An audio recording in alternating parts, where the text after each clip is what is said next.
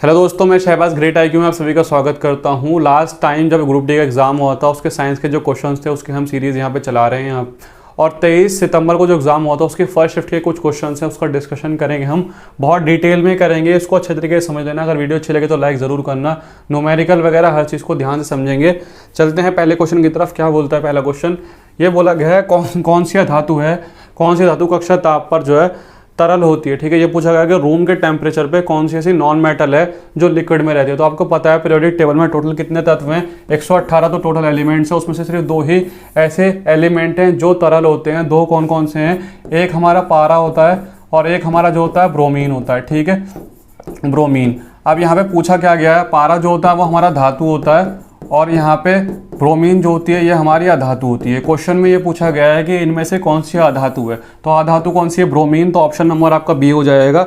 चलते हैं next question की तरफ। सोडियम धातु को किस में संग्रहित किया जाता है? अब सोडियम धातु जो होती है इसको हमेशा मोस्ट ऑफ द टाइम जो होता है केरोसिन में ही रखा जाता है। आप सभी को पता भी होगा ज़्यादातर। तो सोडियम धातु को किस में रखा जाता है? केरोसिन में। चलते हैं आगे क्वेश्चन की तरफ। ये पूछा गया है निम्नलिखित में से कौन सा नियम है जो किसी धात्विक तार में प्रवाहित होने वाली धारा और इसके सिरों पर उत्पन्न होने वाले विभवांतर के बीच संबंध को बताता है? सिंपल क्वेश्चन है, कोई डिफिकल्ट दिक्कत वाली बात ही नहीं है, क्योंकि एक ही चीज़ पूछी गई है। इसमें क्या पूछा गया? पोटेंशियल के बारे में पूछा गया। पोटेंशियल डिफरेंस, विभवांतर जो होता है, पोटेंशियल जो डिफरेंस होता है उसमें कौन सा आपका फॉर्मूला लगता है? तो जब भी पोटेंशियल डिफरेंस की बात होगी तो हमेशा ओम की बात होगी। तो यहाँ पे नियम भी किसका लगेगा? ओम का। ओम्स लॉ लग जाएगा। ठीक है, नेक्स्ट क्वेश्चन की तरफ चलते हैं। ये क्वेश्चन अच्छा है, बहुत इंपॉर्टेंट क्वेश्चन है। ठीक है, और थोड़ा सा ट्रिकी भी है, डिफिकल्ट टाइप से। क्वेश्चन क्या है? 50 किलो भार का एक लड़का है, 45 सीढ़ियाँ 9 सेकंड में चला जाता है। यदि प्रत्येक सीढ़ी की ऊंचाई कितनी है?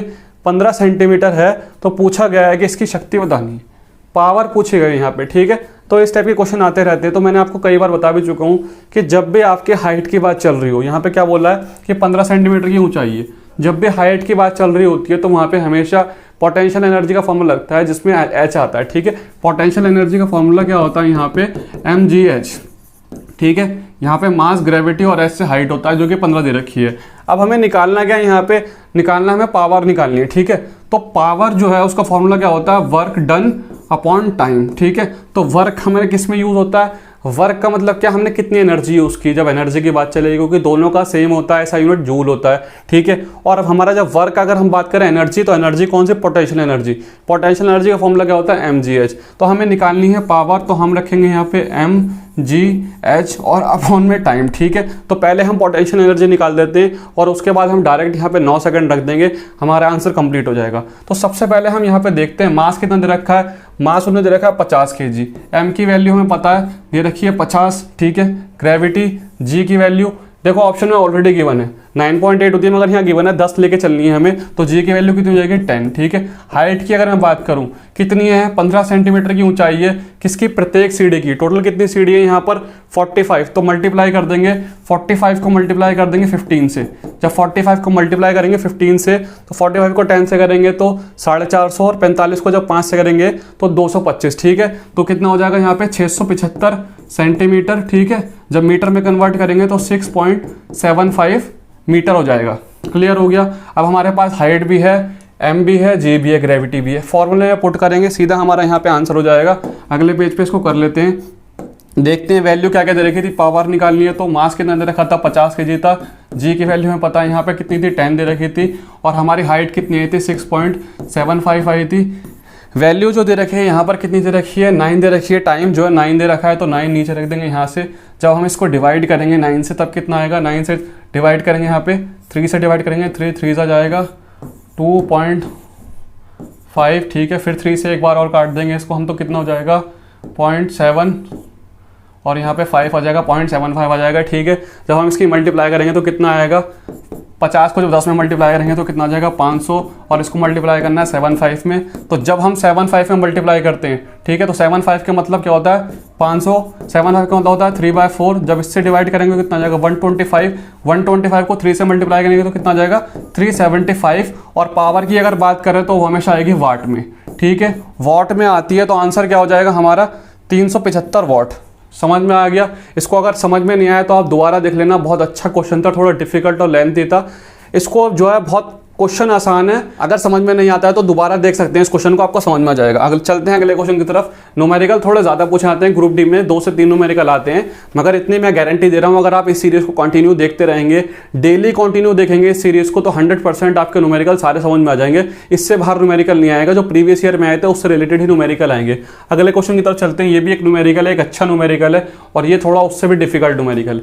ये जो शिफ्ट होगी 100% इसमें नॉर्मलाइजेशन का फायदा मिला होगा। ये थोड़ी टफ शिफ्ट में आएगी क्योंकि इसके न्यूमेरिकल थोड़े टफ है, ठीक है। क्वेश्चन क्या बोलता है? क्वेश्चन बोल रहा है 10 मीटर प्रति सेकंड की प्रति होगा यहाँ पे प्रति सेकंड में गतिमान एक 2000 किलो का एक ट्रक है जो ट्रैफिक लाइट पर खड़ी एक गाड़ी है, ठीक है।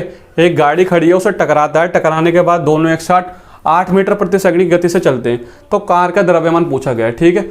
कार का यहाँ पे द्रव्यमान नहीं पता, मगर हमें पता है किसका द्रव्यमान, ट्रक का द्रव्यमान पता है, ठीक है।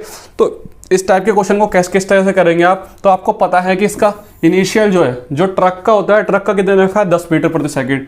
तो हम मान लेते हैं m1 यहाँ पे मान लेते हैं हम m1 हम यहाँ पे मानते हैं किसके मास को, ट्रक के मास को। ट्रक का मास कितना दे रखा है हमारा 2000 किलो, ठीक है। m2 हमने मान लिया कार के मास को, वो हमें पता नहीं है, वही हमें निकालना है कार का द्रव्यमान, ठीक है। आगे क्या बोलते हैं, यहाँ पर वेग दे रखा है, कितने चलती है वो, ठीक है। वेलोसिटी जो स्पीड होती है वो कितनी होती है यहाँ पर u1, यानी ट्रक का जो होता है वो कितना होता है 10 दे रखा है यहाँ पर, 10 मीटर प्रति सेकंड दे रखा है, ठीक है। तो u1 हमारा कितना हो जाएगा 10, और जो u2 होगा हमारा, यानी जो कार का द्रव्यमान, वो जो कार की जो वेलोसिटी होगी वो कितनी होगी, वो 0 होगी। 0 क्यों होगी? क्योंकि कार की चल नहीं रही है, कार तो खड़ी हुई है, ठीक है। यहाँ पे 8 दे रखा है, फाइनल वाला कितना दे रखा है 8 दे रखा है। अब हम इसको सॉल्व करने के लिए क्या करेंगे, तो यहाँ पर एक फॉर्मूला होता है, जब हमें किसी का द्रव्यमान निकालना होता है तो उसमें क्या होता है m1 और u1, ठीक है, प्लस m2 और u2, और इसके बाद दोनों के मास को इक्वल कर देंगे m1 प्लस m2, और उसके बाद हम यहाँ रख देंगे फाइनल जो वेग होता है वो, यानी फाइनल वेलोसिटी। ये हमारी इनिशियल वेलोसिटी है। जो इनिशियल वेलोसिटी कार की 0 थी वो खड़ी हुई थी, और इनिशियल वेलोसिटी यानी शुरू का जो होता है वो इसका कितना था यहाँ पर 10 मीटर प्रति सेकंड था, और वेग हमारा फाइनल क्या होता है, जो टकरा जाता है, टक्कर मारता है, तो दोनों 8 बन जाते हैं, ठीक है। जब वैल्यू पुट करेंगे तो यहाँ पे कितना दे रखा था, इसका 2000 था, और इसका वेग कितना था 10, ठीक है, प्लस m2 हमें पता नहीं है, मगर u2 जो था वो 0 था, इसलिए ये ऑलरेडी 0 हो जाएगा। फिर m1 और m2 जब करेंगे तो 2000 प्लस 0, तो ये अंदर 2000 ही आ जाएगा, ठीक है। यहाँ पे इसका पता नहीं है, हमें m2 निकालना है, हमें m2 आ जाएगा यहाँ पे, और v की वैल्यू, ठीक है। अब हमें क्या करना है, v की वैल्यू कितनी रखी है यहाँ पे 8, तो 8 रख देंगे। उसके बाद यहाँ पे कितना आ जाएगा, जब हम करेंगे मल्टीप्लाई इसकी, तो 20,000 आ जाएगा डिवाइडेड बाय 8, ठीक है, बराबर 2000 प्लस m2। जब इसको हम डिवाइड करेंगे 4 से तो कितना आ जाएगा यहाँ पे 2500, और m2 की वैल्यू कितनी आ जाएगी, जब 2000 माइनस कर देंगे तो 500 kg, ठीक है, 500 kg आ जाएगा यहाँ पे किसकी वैल्यू, m2, और m2 हमारा क्या था, कार का द्रव्यमान, ठीक है। क्लियर हो गया यहाँ पे। तो हमें m2 निकालना था, पूछा गया था कार का द्रव्यमान कितना है, तो कार कितने किलो की हो जाएगी, 500 किलो की। बहुत सिंपल सा क्वेश्चन है, बस आपको इस टाइप के क्वेश्चन में एक फॉर्मूला याद करना है। जब भी ऐसा देखा होगा कोई ट्रक है, कोई ट्रेन है, कोई बस है, वो चलती हुई आ रही है किसी वेग से, और उसका द्रव्यमान इतना है, और सामने एक कार खड़ी है, कोई बंदा खड़ा है, कोई कुछ भी खड़ा है, मोटरसाइकिल है, उसका जो खड़ी हुई है और उससे टक्कर मारती है, और वो दोनों की जो वेलोसिटी होती है वो फाइनल इतनी हो जाती है, और उसका वेट पूछा गया है। चलते हैं अपने नेक्स्ट क्वेश्चन की तरफ। ये आई होप समझ में आ गया होगा आपको, ठीक है। आगे चलते हैं। ये पूछा गया है 750 वॉट वाली एक वॉशिंग मशीन है जो डेली 4 घंटे चलती है, 4 घंटे प्रतिदिन चलती है। तो पूछा गया है उसमें कि एक दिन में कितना कंजम्पशन होगा, कितना उपभोग होगा उसका, ठीक है। तो 4 यहाँ पे मैं बताया था आपको 750 चल रही है, वो 4 घंटे तक चलेगी, तो कितना यूज़ करेगी 3000, ठीक है। 3000 का मतलब कितना होता है 3 किलोवाट, 3 किलोवाट पर आवर हो जाएगा। मतलब क्या है, पूरे दिन में वो 3000 वॉट यूज़ करेगी। आगे चलते हैं नेक्स्ट क्वेश्चन की तरफ। जब प्रकाश किसी चमकीली सतह पर आपतित होता है तो कौन सा परावर्तन की घटना में घटित होती है। तो जब भी प्रकाश किसी चमकीली सतह पर आपतित होता है तो रेगुलर, जैसे नियमित रेगुलर यूज होता है उसी तरीके से घटित होती है वो घटना। तो इसका आंसर क्या हो जाएगा, रेगुलर। आगे चलते हैं अगले क्वेश्चन की तरफ। निम्न में से कौन सा पुष्प ओवलिंगी है। अच्छा, ये जो है 22 तारीख को भी क्वेश्चन आया था, रिपीटेड वापस से क्वेश्चन आ गया था। मस्टर्ड इसका आंसर हो जाएगा। आगे चलते हैं नेक्स्ट क्वेश्चन की तरफ। कौन सी ग्रंथि मास्टर ग्रंथि है। सिंपल क्वेश्चन है, पिट्यूटरी है, मोस्टली सबको पता है, ठीक है। Option number C, pituitary gland जो होती है मास्टर ग्लैंड होती है। आगे चलते हैं नेक्स्ट। इनमें से कौन सी विषम है, विषम का बताना है हमें। तो नियॉन, क्रिप्टॉन, ऑर्गन हमारे ये कहती है हमारी, ये उत्कर्ष गैसें होती है हमारी, सेम होती है, सिमिलर, इसीलिए हमारा ऑप्शन नंबर जो बी है ये हो जाएगा इसमें ऑड। आगे चलते हैं अगले क्वेश्चन की तरफ। लिथियम सोडियम पोटेशियम में क्या समानता रखते हैं, ये हमें बताना है। आपको पता है कि जो पीरियोडिक टेबल होती है यहाँ पे इसमें ग्रुप्स होते हैं, ठीक है। तो जो पहला ग्रुप होता है उसमें यहाँ पे हाइड्रोजन आता है, उसके बाद यहाँ पे लिथियम आता है, फिर पोटेशियम आता है। तो ये सारे के सारे जो हैं फर्स्ट वाले ग्रुप के, और फर्स्ट ग्रुप में जितने भी हमारे एलिमेंट आते हैं उनका जो आउटर शेल होती है, यानी जो बाहरी कक्षा होती है, उसमें एक इलेक्ट्रॉन होता है। समझ में आ रहा है, ठीक है। पीरियोडिक टेबल में हमारे फर्स्ट में आते हैं ये तीनों के तीनों, लिथियम सोडियम पोटेशियम। हाइड्रोजन के बाद हमारे लिथियम पोटेशियम सोडियम पोटेशियम आते हैं, और इसकी आउटर शेल में हमेशा एक एक इलेक्ट्रॉन होता है। तो क्वेश्चन में यही चीज़ दी गई है कि ये क्षारीय मृदा तत्व हैं, ये अक्रिय तत्व हैं, इनके बाह्यतम कोश में एक इलेक्ट्रॉन होते हैं। तो ये बिल्कुल करेक्ट है। इनके जो आउटर शेल होती है, आउटर मोस्ट शेल में एक एक इलेक्ट्रॉन होता है, ठीक है। आगे चलते हैं। ये पूछा गया है कि कौन सा ऐसा हार्मोन है जो रिलीज करता है टेस्टिस से। तो टेस्टिस से हमारे टेस्टोस्टेरोन रिलीज होते हैं, ठीक है, जो एक बहुत इंपॉर्टेंट हार्मोन है एक मेल स्ट्रक्चर के लिए, ठीक है। आगे चलते हैं नेक्स्ट क्वेश्चन के लिए। समय के साथ विस्थापन की दर में परिवर्तन क्या कहलाती है। तो क्वेश्चन सिंपल है, सिर्फ और सिर्फ क्या है, ये एक डेफिनेशन है और डेफिनेशन के अलावा कुछ नहीं है। यहाँ पूछा गया what is the rate of change in displacement over the time, ठीक है। तो ये किसकी डेफिनेशन होती है, ये वेलोसिटी की डेफिनेशन है। डिस्प्लेसमेंट के अकॉर्डिंग कितने रेट में चेंज हो रही है, तो ये वेग की परिभाषा है। नेक्स्ट क्वेश्चन था कि जल में कितने अणु कॉपर सल्फेट के अणु में उपस्थित होते हैं। अगर ये वाटर के साथ होता है कॉपर सल्फेट, तो पूछा गया how many molecules of water are present in the molecule of copper sulphate. जब कॉपर सल्फेट के मॉलिक्यूल्स वाटर के साथ होते हैं तो फॉर्मूला क्या बनता है, CuSO4 5H2O, ठीक है। तो आपको पता है H2O के यहाँ पे कितने मॉलिक्यूल्स हैं, 5 है। तो आंसर क्या हो जाएगा, ऑप्शन नंबर ए। आगे बढ़ते हैं नेक्स्ट क्वेश्चन की तरफ। ये पूछा गया यदि 50 वाट का एक बल्ब है 1000 जूल की ऊर्जा को यूज़ करता है तो कितने टाइम में यूज़ करता है। सिंपल पावर के ऊपर क्वेश्चन पूछे गए थे लास्ट ईयर, ठीक है। तो पावर को आप अच्छे तरीके से कर लेंगे। क्या होता क्या है, पावर के बराबर वर्क अपॉन टाइम होता है।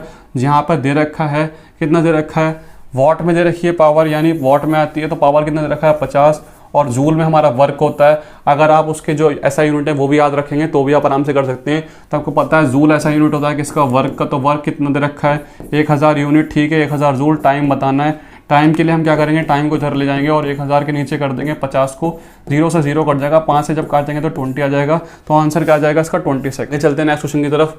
वॉशिंग सोडा में एक अणु जल के कितने अणु उपस्थित होते हैं, ठीक है। पूछा गया है यहाँ पे कि कितने मॉलिक्यूल्स होते हैं वॉशिंग सोडा जो होता है, ठीक है। वॉशिंग सोडा का मतलब होता है सोडियम कार्बोनेट जो होता है, सोडियम कार्बोनेट। और जब वो जल के अणु की बात करते हैं तो डैका हाइड्रेट होता है। डैका का मतलब आपको पता है कितना होता है, 10 होता है, ठीक है। डैका जो होता है वो 10 होता है। यहाँ पे सोडियम क्या दे रखा है, यहाँ पे वॉशिंग सोडा, ठीक है, सोडियम कार्बोनेट होता है यहाँ पे। तो इसका आंसर क्या हो जाएगा, डैका हाइड्रेट होता है तो 10 हो जाएगा इसका आंसर। नेक्स्ट चलते हैं अगले क्वेश्चन की तरफ। पूछा गया है निम्नलिखित में से किसका आकार सबसे छोटा होता है। तो जब छोटे आकार की बात करेंगे तो यहाँ पर सोडियम, मैग्नीशियम, एल्युमिनियम, या ऑल ऑफ द अबव तो होगा ही नहीं क्योंकि इनमें से पूछा गया। तो इसका आंसर क्या हो जाएगा, एल्युमिनियम। इसका आकार जो होता है इन दोनों ही कंपैरिजन में छोटा होता है। आगे चलते हैं नेक्स्ट क्वेश्चन की तरफ।